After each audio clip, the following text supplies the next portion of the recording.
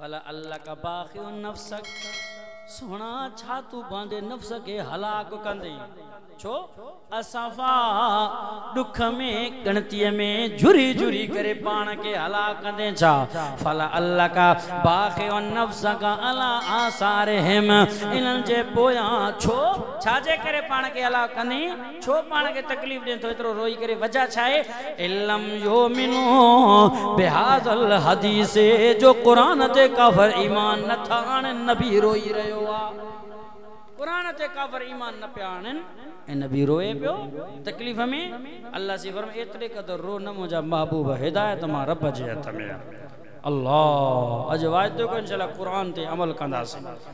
हाणे अचो कुरान का पुछी ता दिसो मुख्तसर ए अल्लाह जा कुरान असा के बुधा मोहम्मद अरबी जी तारीफ जी शुरुआत किथां थी अचो सुभान अल्लाह लगे तो कलाक थी हाजी साहब आया मनो कलाक थी है ब कलाक जो वायदो करे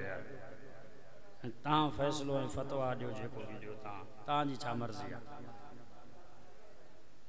जमायत पांजी मर्जी पाण बुधाए सही ता जी मर्जी ते हलंदासे त बो वाकी चा पापन सा हिते सुबह जो काण बुधास हाल समझ में आई क्या ही तो कुरान जे अजमत मु गाल्हायो जो कुरान जो कदर असा ता जे दिल दिमाग में अची वने तो पो रस्तो आसान थी पोंदो पो नबी साईं जी तारीफ बुधण जे ला रस्तो हमवार थी पोंदो पो चढ़ी विंदा से जन्नत जे डाकणन तक ही तो कुरान जे अजमत ते मा गाल्हायम रुगो कलाक हो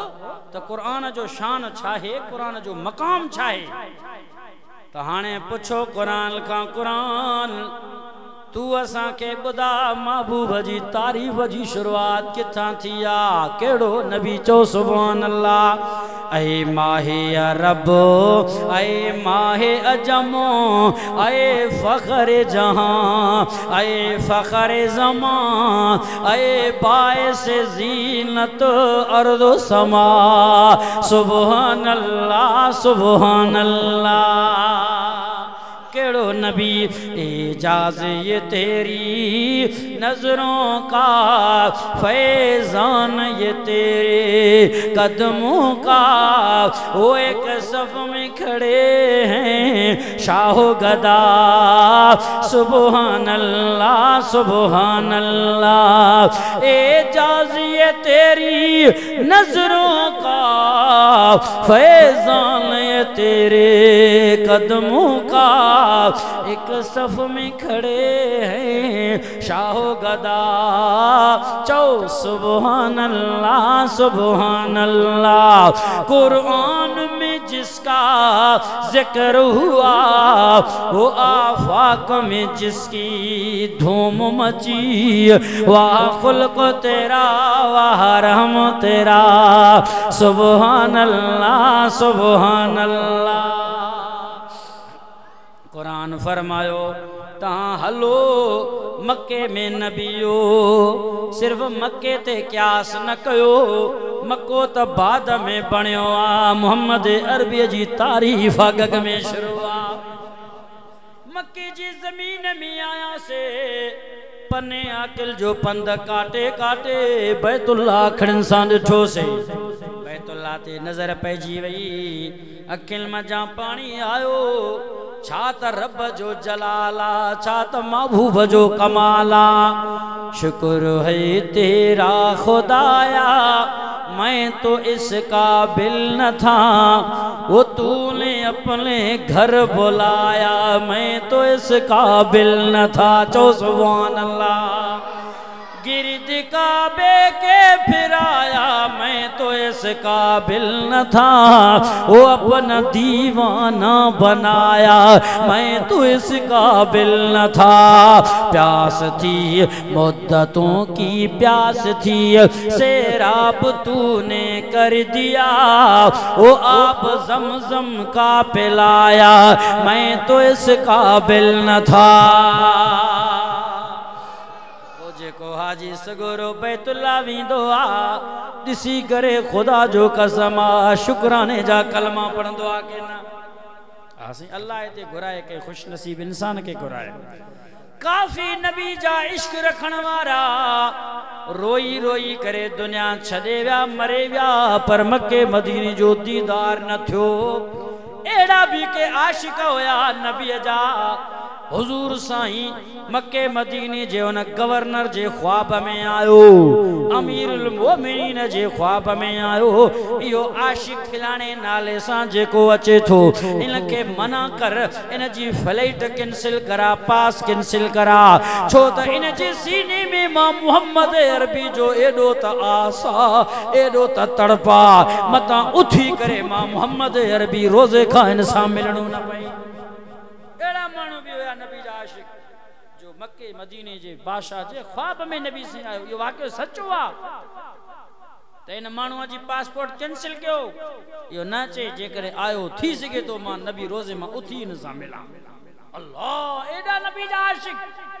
साईं मोहम्मद हाशिम ठठवी रहमतुल्लाह अलैह ठठे वारो बुजुर्ग वडो मुफस्सिर आ। उन जे दिल में नबी जो एडो त प्यार होयो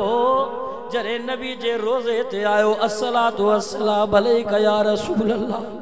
जी जो नबी के सलाम ॾिनाई नबी जे रोजे मां आवाज आयो वालेकुम अस्सलाम मोहम्मद हाशिम ठठवी चो सुभान अल्लाह। एदा नबी जा आशिक भी गुजरिया जंहिंखे नबी रोई करे जवाब ॾिनो। ये नबी जा आशिक होया, नबी जा दीवाना है परवाना होया। रोज़ा रसूल में सलाम पिया वयन उन्हनि दुनिया वारो एड़ो इश्क रखो नबी जो सीने में, एड़ो प्यार रखो मोहम्मद अरबी जो पांजे सीने में। तने त चवण वारे चयो सबसे पहले मशीयत के अनवार से, सबसे पहले मशीयत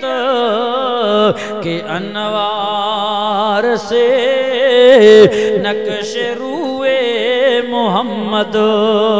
बनाया गया। पूरी दुनिया का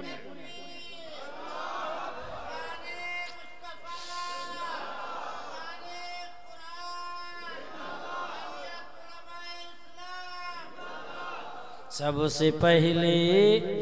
मशीयत के अनवार से नक्शे रूए मोहम्मद बनाया गया। फिर उसी नूर से मांग कर रोशनी बज़्म कौनो मकान को सजाया गया। वो मोहम्मद भी अहमद भी महमूद भी हुस्न फितरत का शाहिद भी मशहूद भी। चो सुभान अल्लाह। केड़ो नबी आहे जंहिंजो अर्शन में नालो, केड़ो नबी आहे जंहिंजो फर्शन में नालो, केड़ो नबी आहे आलम अरवाह में नालो, रब जे मजलिस में नालो, नबियन जे कचारीअ में नालो, आज़ान में नालो, तकबीर में नालो, तौरात इंजील ज़बूर में नालो, कुरान में नालो, सलातुल्लाह कलामुल्लाह। वो जहां देखा लिखा देखा, सलातुल्लाह कलामुल्लाह। जहां देखा लिखा देखा, वो अगर देखा लिखा अल्लाह, मोहम्मद भी लिखा देखा। जाते रब जो नालो मोहम्मद अरबी जो नालो नजर आयो। ईसा नबी खां वठी करे आदम नबी तक, जॾहिं आदम नबी खां पुछो से ऐं असांजा आदम नबी तुंहिंजो छा ख्याल आहे मुंहिंजे महबूब जे बारे में? जी कहिड़ो महबूब? जी मोहम्मद अरबी चो सल्लल्लाहु अलैहि वसल्लम। हजरत आदम नबी भी रोई पियो ऐ मुंहिंजी औलाद मूंखे छा ख़बर जॾहिं मुंहिंजो ढांचो रब जे साम्हूं रखियलु हुयो, मूं में रूह फूकियो वियो, अखियूं खोले पियो, मूं अर्श ॾे नज़र कयो, पहिरियां पहिरियां अर्श मुअल्ला नज़र आयो, उन ते लिखियो पियो ला इलाहा इल्लल्लाह मुहम्मदुर रसूलुल्लाह। चो सुभान अल्लाह। लिखियो पियो हो ला इलाहा इल्लल्लाह मुहम्मदुर रसूलुल्लाह। दुनिया वारो हजरत आदम नबी पंहिंजे उम्मत कलमो पढ़ियो ला इलाहा इल्लल्लाह आदम जे बारे में, पर हजरत आदम नबी पाण कलमो पढ़ियो ला इलाहा इल्लल्लाह मुहम्मदुर रसूलुल्लाह। हजरत नूह नबी जे उम्मत कलमो पढ़ियो ला इलाहा इल्लल्लाह नूह नजीउल्लाह। हजरत नूह नबी पाण कलमो पढ़ियो ला इलाहा इल्लल्लाह मुहम्मदुर रसूलुल्लाह। हजरत इब्राहिम नबी जे उम्मत कलमा पढ़ो ला इलाहा इल्लल्लाह इब्राहिम खलीलुल्लाह। हजरत इब्राहिम पाण कलमा पढ़ो ला इलाहा इल्लल्लाह मुहम्मदुर रसूलुल्लाह। हजरत मूसा नबी जे उम्मत कलमा पढ़ो ला इलाहा इल्लल्लाह मूसा कलीमुल्लाह। हजरत मूसा नबी पाण कलमा पढ़ो ला इलाहा इल्लल्लाह मुहम्मदुर रसूलुल्लाह। हजरत यूसुफ नबी जे उम्मत कलमो पढ़ो ला इलाहा इल्लल्लाह यूसुफ सदीकुल्लाह। हजरत यूसुफ पाण कलमो पढ़ो ला इलाहा इल्लल्लाह मुहम्मदुर रसूलुल्लाह। हजरत इस्माइल जी उम्मत कलमो पढ़ो ला इलाहा इल्लल्लाह इस्माइल ज़बीहुल्लाह। हजरत इस्माइल पाण कलमो पढ़ो ला इलाहा इल्लल्लाह मुहम्मदुर रसूलुल्लाह। हजरत ईसा नबी जी उम्मत कलमो पढ़ो ला इलाहा इल्लल्लाह ईसा रूहुल्लाह। हजरत ईसा नबी पाड़ कलमो पढ़ो ला इलाहा इल्लल्लाह मुहम्मदुर रसूलुल्लाह। खोल कुरान चो सुभान अल्लाह फरमाए तू बिस्मिल्लाह रहमानिर रहीम। वाह सुना तुझो शान वाह दिलबर तुझो मकाम वाह मुहम्मद अरबी ताजी मंजिल केर पुजंदो ताजे मकाम सा केर पुजंदो ताजे मंजिल सा। वाह साजा रब एड़ो महबूब अता कयो थे क्यों सिपारो सूरत आल इमरान पर मैं तू इज़ अखज़ल्लाहु मीसाक़न नबिय्यिना लमा आतैतुकुम मिन किताबिन व हिकमतिन सुम्मा जाअकुम रसूलुम मुसद्दिक़ुल लिमा माअकुम लतु'मिनुन्न बिही व लतंसुरुन्नाह क़ाल अक़ररतुम व अख़ज़्तुम अला ज़ालिकुम मिस्री क़ालू अक़ररना क़ाल फ़शहदू व अना मअकुम मिनश शाहिदीन। चो सुभान अल्लाह। वाह सुना तुझो मकाम आए के ना अल्लाहु अकबर कबीरा। तने तो हजरत आदम ने भी कम पुछो ची मूंखे छा ख़बर मां अखियूं खोला त अर्श ते साईं जो नालो जन्नत में वयुसि पहिरियां त दरवाजे ते मुहम्मद अरबी जो नालो जॾहिं जन्नत जे दरो दीवार ते नज़र कयुमि सजायल हुयो जन्नत मुहम्मद अरबी जे नाले सां। ओ दुनिया वारो मुहम्मद अरबी जे नाले खां सवा त जन्नत भी सुहिणी नथी लॻे जेकॾहिं जन्नत में सूहा त मुहम्मद अरबी जे नाले सां। जेकॾहिं मस्जिद नबी जो गेट खोलींदे बंदि कंदे मुहम्मद रसूलुल्लाह एडो न प्यारो नालो लिखियल थी तने त चवण वारे चयो अल्लाहु अकबर कबीरा रब्बे काबे जो कसम तकबीर में कलमे में वो नमाजों में अज़ा में तकबीर में कलमे में नमाजों में अज़ा में है नाम इलाही से मिला नाम मोहम्मद। फरमाती थी आदम के मुझे खुल्द बरी से लिखा हुआ तूबा पे मिला नाम मोहम्मद। साया जो नालो नजर आयो के ना अज वायदो क्यों इंशाअल्लाह पूरी जिंदगी एड़े महबूब जे गुलामी में गुजारींदासे काॾे विया नबी जा दुश्मन मिटजी विया मिट्टीअ में मिली विया ॻरी विया तबाह थिया अॼु क़ुरान भी मौजूद आ साईं जो रोज़ो भी मौजूद आ महबूब जो तारी भी तरोताज़ा आहे बस क़यामत ताईं क़ुरान रहंदो नबीअ जो नालो रहंदो नबीअ जे नाले खे ॻाईंदड़ भी रहंदा अॼु मूं नेट में फेसबुक में पढ़ियो ॾिठो 15 मर्द 13 औरतूं कादियानियत छॾे करे कलमो पढ़ी मोहम्मद मुस्तफा जा सच्चा गुलाम मुरीद बणिजी तंहिंजी करे माना त क़ुरान में ताक़त आ नबी साईं जो शान सच्चो ऐं बरहक आ जेको नबी जे ख़त्म नबूवत जो मुनकिर आ उन जी सज़ा खोली आ जेको गुस्ताखे रसूल आ उन जी सज़ा चओ मौत आ बस आहे के न असां चवंदासीं त माण्हुनि खे अजब थी लगे मौली पांजू कहानियूं पांजू गालियूं था करन पर न जरे मक्का शरीफ फतह थियो साहबा इकराम आया तलवारूं खणी सोना अज बदलो वठंदासीं मुशरिकन खां काफरन खां कीअं असां के रोवारियूं कीअं तव्हां के रोवारियूं हज़रत उमर आयो न छॾींदासीं अज बदला वठंदासीं ई उहे मुशरिक काफरन सोना जिन तव्हां के मके मां लॾायो सोना अज न छॾींदासीं इन्हनि खे बीहो बीहो काफरो तलवार हज़रत उमर जे हथ में आ साहबन जे हथ में तलवारूं कीअं तव्हां असांजे सोने बिलाल ते ज़ुल्म कया कीअं तव्हां महबूब जे न्याणीअ खे पेट भरिय के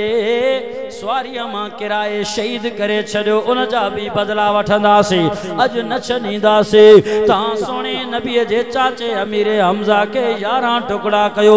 मारींदासीं अज न छॾींदासीं उहे भी बदला वठंदासीं असांजी बीबी सुमैया नेक न्याणी पर्देदार खे हिक पेर हिक ओठ में बधी ॿियो पेर ॿिए ओठ में बधी ॿिन्हिनि ओठनि खे हलायो वियो चीरे करे तव्हां बाध कयो अज उहे भी बदला वठंदासीं हज़रत उमर कावड़ में आ काफर मके जा मुशरिक नबी वटाया कंध झुकाए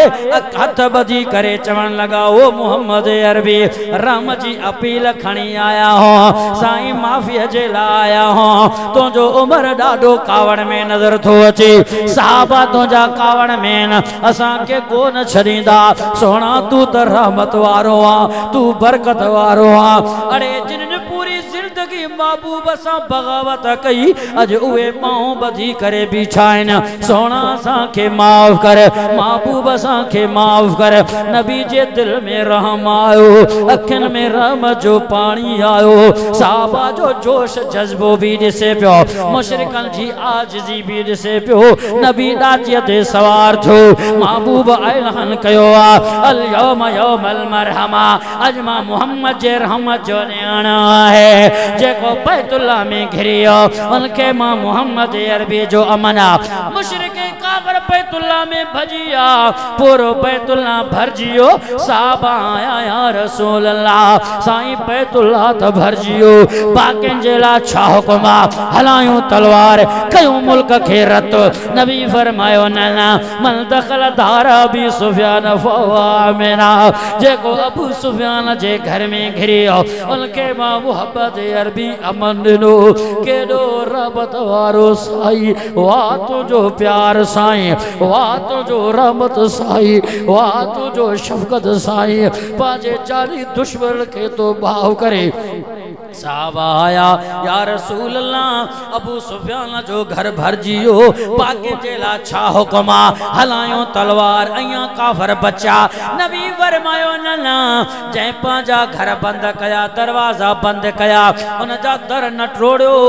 मां नबी उनके भी यमन नो काफर पांजे घर मां घिरिया साहबा आया या रसूल अल्लाह एकड़ो मुशरिक काफर एड़ो असा के मिलो अब्दुल्लाह बिन खतल जेको तां जो गुस्ताखा तां जे शान जे खिलाफ शहर ठाइंदो होयो बकवास कंदो होयो सोना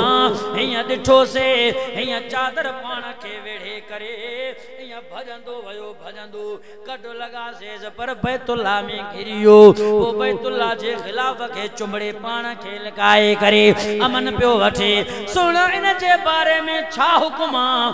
मुझे नबी फरमायो साहबा जी या रसूल अल्लाह मुझो गुस्ताखा जी या रसूल अल्लाह बकवास कंदो जी या रसूल अल्लाह तांजे शान जे खिलाफ भौंकंदो शहर ठाईंदो गंदा नबी फरमायो ओ साहबा जी जमातो मां पांजे न्याणीअ जे कातिल के भी अज माफ़ कयो आ बीबी सुमैया के जिन ब टुकुर कयो उन्हनि के भी माफ़ कयो आ चाचे जे कातिल के भी माफ़ कयो आ जिन मुते पत्थर हया उन्हनि के भी माफ़ कयो आ जिन मक्के मां लड़ायो उनके भी माफ़ कयो आ जै मुझे अबू बकर सोने के कुरान पढ़ंदे पत्रियों हणी हणी करे बेहोश कयो उन्हनि के भी अज मां रहम करे उन्हनि के भी मां माफ़ कयो आ पर जेको मुझो गुस्ताख रसूला बैतुल्लाह में घिरियो आ अल्लाह भी उनके अमन न थोड़े बुखारी शरीफ जा लफ्ज़ नबी फरमायो उक़्तुलहु हा होना ओ सहाबा जी जमातो इन गुस्ताख रसूल के बैतुल्लाह का बाहर भी न कढजो बैतुल्लाह मंझे न के मारी जो सुभान अल्लाह जय बैतुल्लाह में हाजी किविल भी नथो मारी सके जय बैतुल्लाह में मकोड़े मारने जी इजाजत ना है शिकार ते दस दे भी चट्टी किविल मारे भी चट्टी मकोड़ो मारे भी चट्टी जय हाजी के हज जे हालत इहराम में जे करे बैतुल्लाह में बीठो आ उनके इजाजत ना है ई त कतला में खूना तंजे करे मुझे नबी फरमायो जे करे बैतुल्लाह में दुश्मन के दिसे भी न मारे एडो बैतुल्लाह अमन जो शहरा एडो अल्लाह जो घर मनवारो आ पर मुझे महबूब फरमायो खबरदार अल्लाह जो घर मां नबी जे गुस्ताख के पनाह न थो दे कत्ल कयोस इते इते मारोस जेके अल्लाह जो घर भी अमन न दे तो ए माल के किए अमन दींदा से जेको नबी जे नबूवत जो मुनकरा खत्म नबूवत जो उनजी सदा मौत आ चो इंशाअल्लाह आए के ना तंजे करे उलमा सा वफादारी कयो उलमा सा साथ दियो जमीयत उलमा इस्लाम जो जे हुक्मरान जे खिलाफ टकरा वो यहूदन जो एजेंट आए के ना असा तांजे कुरान जो दुश्मन आ इस्लाम दीन जो दुश्मन आ मस्जिद मदरसन जो दुश्मन आ आए के ना ताके खबर नथी पई त भला बुधो तांजे सकर जे इलाके में दिया दिते मस्जिदों शहीद कराया वा के न डराया व्या 20 का 25 मस्जिदों अड़े जिन में अल्लाह जे आजान जो आवाज दो कुरान जा तरना होया 12 कुरान पढ़ंदा मासूम उन्हनि ते किरेन चाड़ी धमाका हुआ असां बुधो से इंडिया भारत जे अंदर बाबरी मस्जिद के ड्राए यहूदन ने काफरन मंदिर बनायो पर मुसलमान जे मुल्क में अज पहरे मरतबा बुधो से तो सकर में 25 मस्जिदों शहीद कराया गया आने मां तवा का पुछां थो ये हुक्मरान मुसलमान इनके न काफर हैं इनते मुसलमान किए मां चवा जिन जालिमन एतरो जुल्म करे मस्जिदन के शहीद करायो जेके मस्जिदन के शहीद करण वाला होया इन जे मुसलमानी भी शक्का के ना किए कलमे वाला होया किए इन के दिल थी जिते कुरान पया हुआ ओए मस्जिदों ड्राए कुरान भी केराया ओ दुनिया वारो अज वादो को अज़म को इंशाअल्लाह असा पाजे मस्जिद मदरसन जे हिफाजत जेला उलमा सा गड आयो जने या गाल थी शहीद इस्लाम जो फरजंद वकील मस्जिद अल्लामा राशिद खान महमूद सोमरो मैदान ते आयो केस विड़ी करे मस्जिद जे हिमायत में ऐलान थी वो मस्जिदों बियर ठायो वरी कल जी गाला लालकाने जे अंदर मस्जिद जे मथा हमलो थो वरी एसपी डीसी सब अची नासिर महमूद का माफी वठी आ करे किथे मस्जिद तो शहीद करे किथे तो थे करे किथे कुरान जी बेहुरमतिया अरे या केड़ी मुसलमानिया ओ दुनिया वारो अजवान जा मंदिर महफूज नजर आया ईसाई जा गिरजाघर महफूज नजर आया जे करे महफूज ना आए त मुसलमान जो अल्लाह जो घर मस्जिद महफूज ना आए इन जो दा के के दी जी शिकायत कैसा करें मुसलमान जा जेके मस्जिदों इबादत जो जायूं अल्लाह जा घर वे महफूज ना अज वाइदो को इंशाअल्लाह उलमा जो कदर कंदा से हाने यो डोज वाइज जो तां जे समझा तो काफी आ न तो बियर चंदो तो यो मौलवी इते अच्छे ही ना पन्ने जे इलाइक़े में ॾे मां जलसे ते 2-3 ॾींहं थी विया मौलवी साहब शुएब अहमद इंडर बेहतरीन आलिम दीन वाइज़ कई इहो हुते लाउड में भी ऐलान कई त पाण बि चई जमायतन के चए साईं ये मुजाहिद हिते वाइज़ करायो आहे जलसो करायो आहे चई बाबा मौलवी जेके भी घुरायो न घुरायो तव्हांजी मर्ज़ी पर इहो मौलवी नाले जी भी ख़बर ना आहे केरु आहे पर जेको कच्छ में क़ुरान खणी वाइज़ कंदो आहे इहो मौलवी घुरायो कच्छ में क़ुरान खणी वाइज़ कंदो आहे इहो मौलवी घुरायो हाणे असां वाइज़ त कयोसीं तव्हां बि चओ त इहो कच्छ वारो क़ुरान वारो मौलवी न हुजे बाक़ी जड़ा हुजे इन जे करे इहो डोज़ काफ़ी आहे अल्लाह साईं खां दुआ आहे त रब साईं हाजी साहब जे अल्लाह जुड़े साहब जे मेहनत के प्रोग्राम के कबूल करे ऐं मोहतरम भाऊ नौजवान आदिल साहब जे भी मेहनत के अल्लाह से कबूल करे नंढड़ो नौजवान आहे दीन साईं जी मोहब्बत आहे जलसन साईं जी मोहब्बत आहे अल्लाह साईं खां दुआ आहे असां तव्हांजे बचण के भी कुरान सां उलमा सां मोहब्बत नसीब फरमाए वमा अलैना इल्लल बलाग उथे कोई कोन मानीअ जो लंगर जो बंदोबस्त थियल आहे दुआ था घुरूं सभु हिते वेठा रहो या अल्लाह से रहमत फरमाया।